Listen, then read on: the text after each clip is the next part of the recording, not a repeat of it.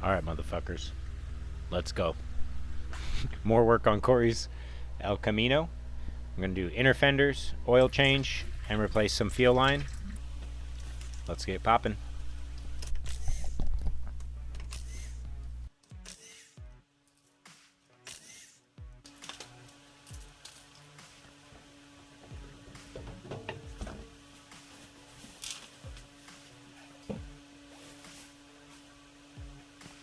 Okay, we're gonna start to pull these inner fender liners out. Here's some still shots I took of the rust and condition of the plastic fenders before we tore everything apart. It's pretty gross. Cracks everywhere. All the rust was terrible to deal with. All the hardware super stuck.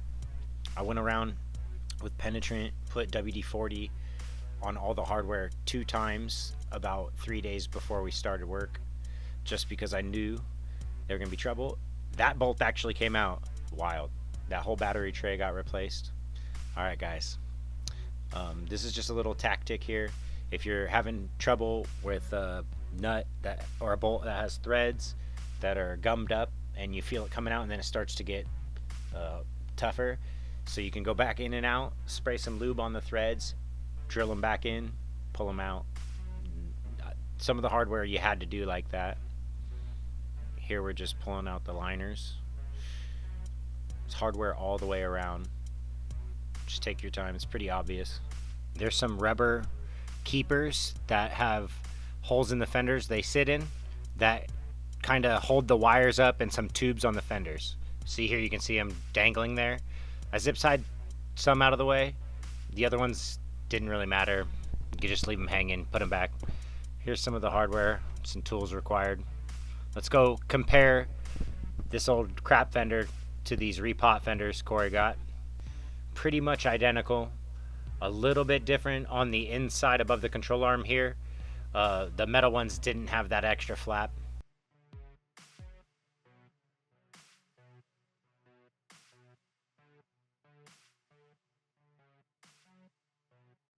On here, we're just removing the stickers.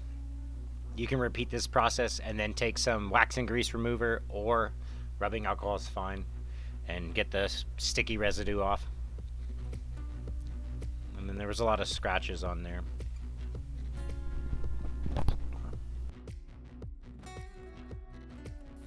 Okay, well, ran into a little snag putting the fenders in.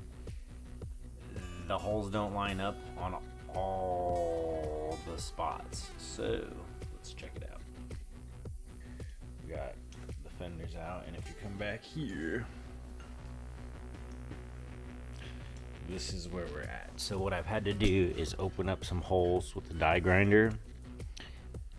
And some of these, there's a couple ones that are pretty weird. The rest of them I just opened up to a little bit larger diameter to give us room to shift them a little bit, and they're gonna work. But that's kind of what we're dealing with, replacing those plastic fenders on this 71 El Camino with metal ones.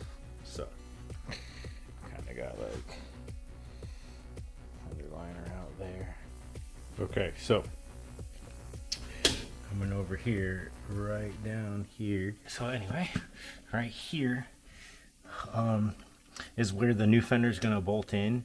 I did hit it with a wire wheel, and a lot of it's like a little bit that pitted kind of rust corrosion, so that's as much of it that would freely come off. And I just sprayed it with the Rust Kills black all-purpose metal, so it'll go ahead and be, you know, a little bit more protected. And then also the lips where it's going to contact the new fender, so there, and then sandwiched right into that little plate there. Sorry about that. That is all brushed out and coated too with a little fresh coat of rust black. So yeah, so that'll give us a little bit of protection and help with the new fenders.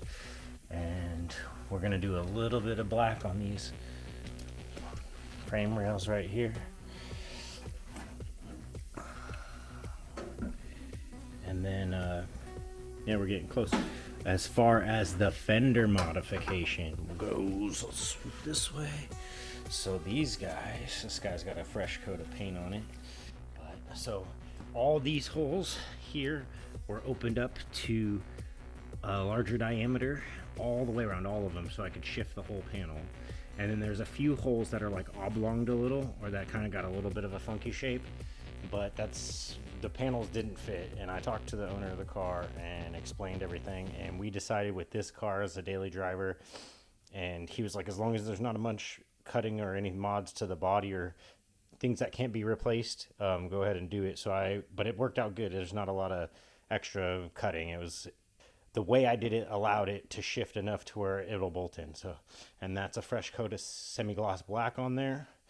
So that's drying. The fenders, he did get them, they came really scratched up to begin with. So this is already like a double plus. So they're gonna fit, and they look a lot better than they did. This light, under hood light, I got some unboxing and stuff on this, and the thing is when I was working at a shop, all the cars had carbon fiber hoods, and this light was kind of useless under the hood. But now I'm at my shop working on metal cars.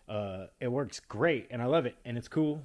And you can kind of like, watch this. You can kind of like move it around, like you could like swing it down like this, and you can rotate it like that. It's just a cool light, dude. All right, so we'll get more on that later. Sorry, the video's a little sloppy, but you guys get it. Okay, here we are putting on the fender keeper nuts. We had a new pack of hardware all around, every bolt and all the nuts, brand new. Take your time here. You can take a flathead and bend them open a little if they're really hard to go on. Also, there were some spots on the lip of the fender. I had to take a crescent wrench and straighten it out a little. Here you go. You'll see that process here. And it just gives you the flat space to put the clip back on. Okay. A little bit more work than we thought with the fenders. The hardware was raw metal too, so I had to paint and coat that.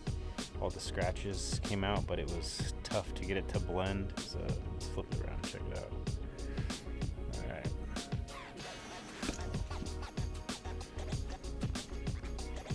There's the hardware just flipped. I'll show you here. Raw metal. Raw metal. Raw metal. And raw metal. So, gotta get the rest of that. And I'll show you what I'm talking about over here. Not bad. One thing I want to make a note of, I did a bunch of test fitting, fender in, fender out, fender in, fender out, before I painted it, because it was getting scratched up just fitting it inside and outside. So just make a note of that. It's probably something you're going to want to do. Do all your fitment, widening the holes, anything. Even the tubes and cables rubbing against the new paint will make weird marks, scuffs. So do all that beforehand. Here we go. So we are just getting these inner fenders covered up, and the hardware and spots where we had to sand. There was some scuffs. I want to get a shot of this.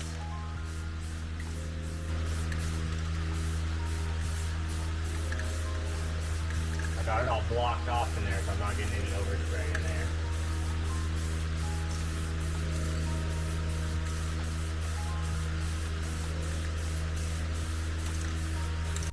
There was some hardware that you want to spray the heads of and just touch up any spots where you had scrapes or scratches.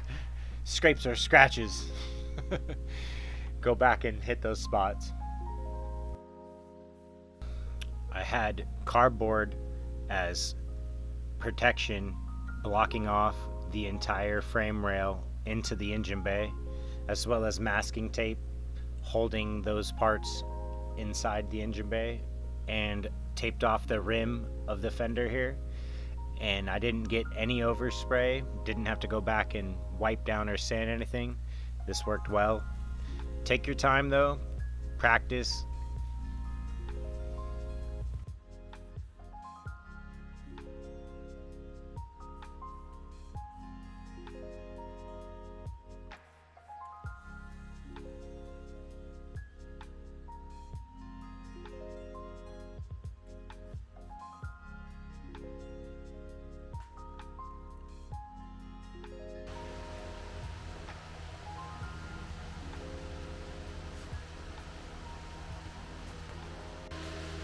Okay, you can see we got a nice coat of semi-gloss black on here that's fading. It'll dry a little, but just taped off the edge. You don't want to get any overspray. If you're pretty savvy with the modern paint cans, you can avoid a lot of overspray. Get the fan going, suck the rest of the paint under the car. Not too much, but anywho, that's kind of what we got going on here. All right. Here's the battery tray bolted in from underneath, fully secure, tie down in. Here's the fender braces, super rusted, brushed them down, coated them, came out beautiful. Tightening up the braces here. Went around, leave the hardware loose until you have every bolt and nut in, because you're gonna have to go back and loosen them if you don't do that. Also, there's a big fender brace bracket right behind this small bar that I'm tightening here. That bracket needed to be loosened and slid up. Here I am grinding down the tip of a very sharp screw. I'm gonna put some paint on a Q-tip head and just touch up the bottom so it's not open to rust exposure, corrosion. We're pretty close here. We're gonna move on to busting out this fuel line and doing the oil here in a second.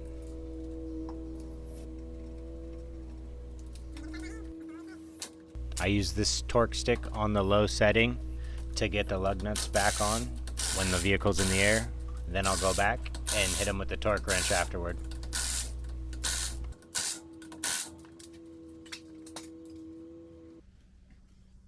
This had a nasty coolant overflow of a old oil jug. Here's a picture of it.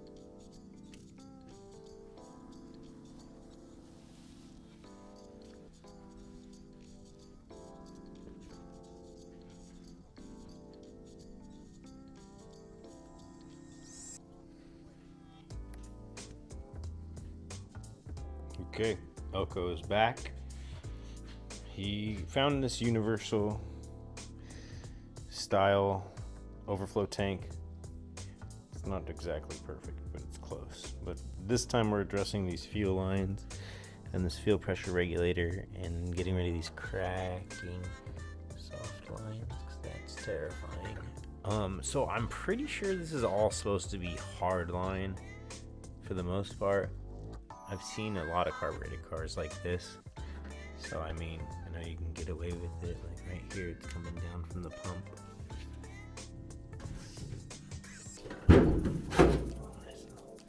So it comes up from the pump. It used to be a hard line. It's like kinked and snapped. We're gonna fix that. Comes straight up into this fuel filter here, straight over into the fuel pressure regulator, and then up under the air filter cleaner into the carb.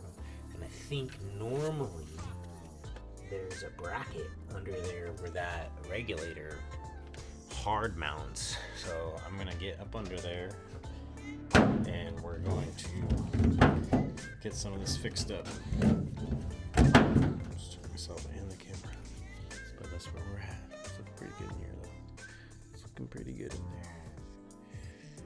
All right. Okay, so we're doing fuel line repair and replacement, fuel filter replacement, and we're going to go ahead and do an oil change on the El Camino at this time. So here's our stuff, and these are some tools we bought to do this job because I realized all the flare stuff I had was really old and really small, wasn't gonna cut it. So we got a couple flare things from Harbor Freight, these 3 in a row here, the tube bender, double flare kit, and the 7-piece tube kit. And then that tube bend plier was from O'Reilly, which I was there getting fuel filter, and I was like, man, that's cool, and it does 3/8. So with these tools, we're gonna bend up some new fuel lines, replace these soft lines. Look at these guys holding them quick. Bend it, handsome boy. Anyway, we're gonna bend up some hard lines. So right now he has this kinked and cracked old fuel line here.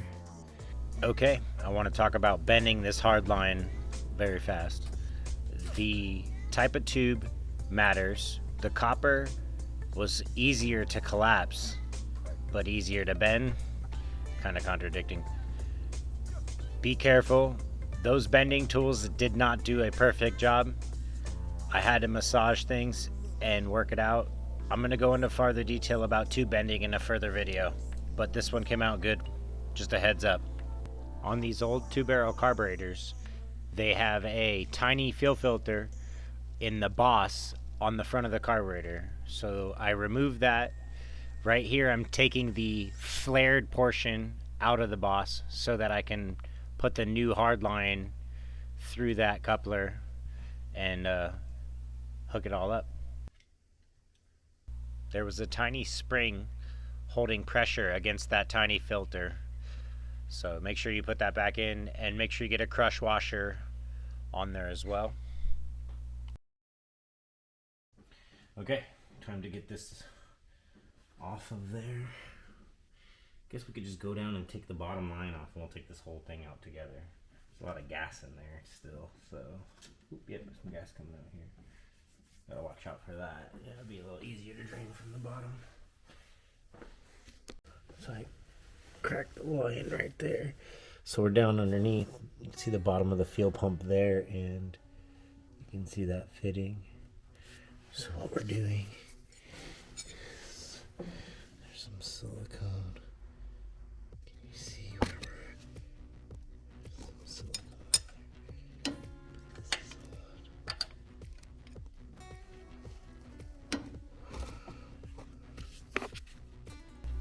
You can crack the line from the bottom and let gravity do the rest. Drain out the fuel. Be careful not to get it on your new fender paint or on your skin or in your eyes.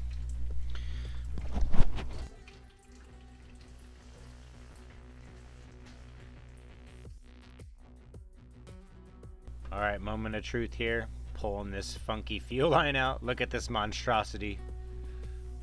There we go. And check that, there's a kink at the bottom. Alright, now it's on to bending some cool stuff. Make it look right. And we figured out we do not need that fuel pressure regulator. That's aftermarket, and we're putting it back to the OEM style. Alright, let's get under here. Change the oil. Man, this looked pretty gross. I cleaned off around the pan and the seat of the oil filter. So it was the best we could do there. I've also pressure washed the underside of this car a few times. Here we're priming the filter. This one size larger STP Premium. Also make sure that you prime these and lube the seal a tiny bit. If you don't prime these, the engines are going to starve for the first few seconds, and you're going to do damage over the life of the engine.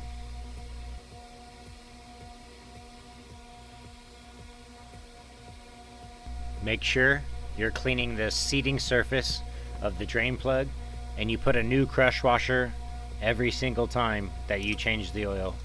And if you need to, put a new plug. This is a brand new plug. And look up the torque spec. Torque the plug. If you don't have a torque spec, find one for that size and that thread pitch, and then you can pretty much get a general. It's better than nothing.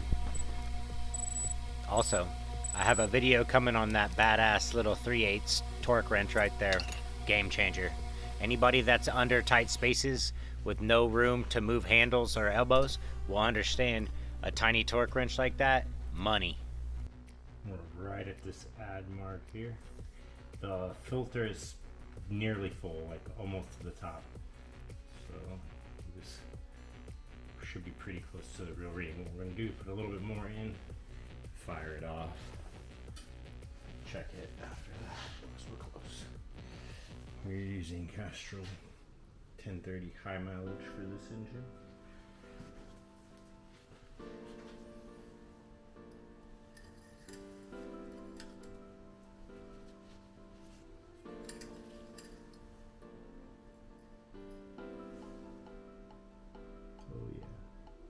Talking about when we get better than that.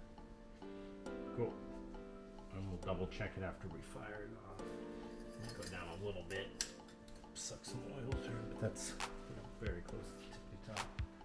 Okay, bending fuel lines is a little trickier than I anticipated. So a few things just want to go over really fast.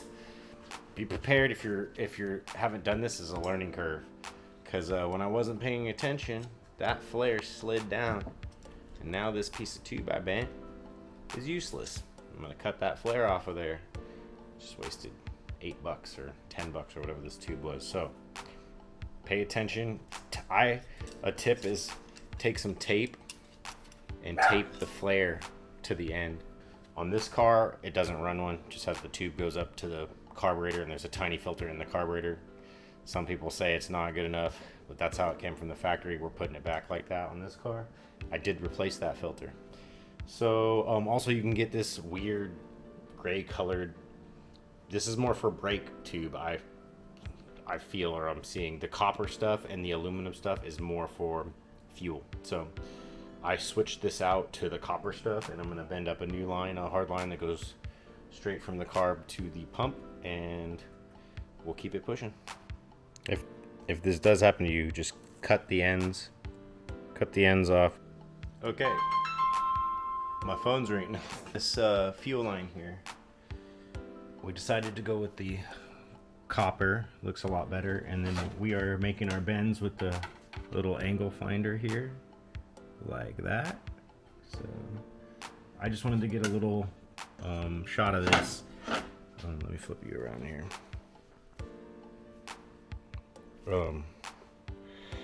Because I wanted to do this right and make it clean. So this is going to be a lot cleaner. Make this bend, it's going to come down here.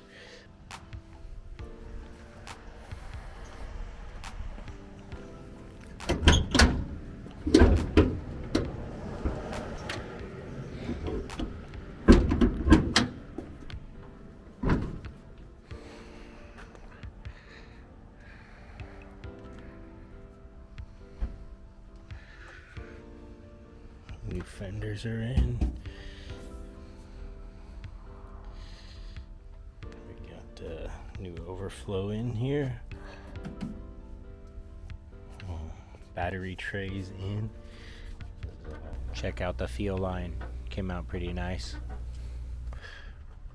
It's looking a lot better under there than it did. We got more mods and repairs coming up for this El Camino. We've already done some of the work, so please stay tuned. If you like what you saw, please like and subscribe. It helps a lot. Trying to get to that monetization zone, bring you better content. Thanks, guys.